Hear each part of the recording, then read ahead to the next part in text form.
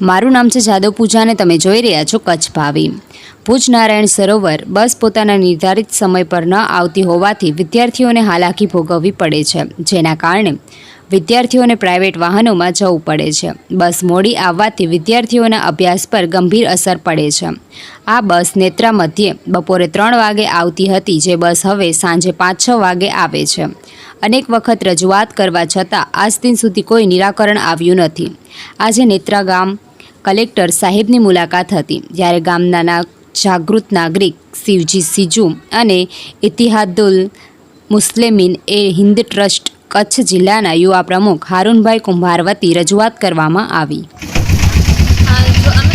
છોકરા હોય હજી બાઇક પર કે જ્યાં ત્યાં વાનમાં હાલે જઈ શકે। અમારા માવતરોને પણ ઘરે ચિંતા રહેતી હોય કે હજી છોકરીઓ કેમ ના આવી। અમારી સાથે અમે શ્રી સારસ્વતમ સંચાલિત નેત્રા હાઈસ્કૂલની અંદર અભ્યાસ કરી છે।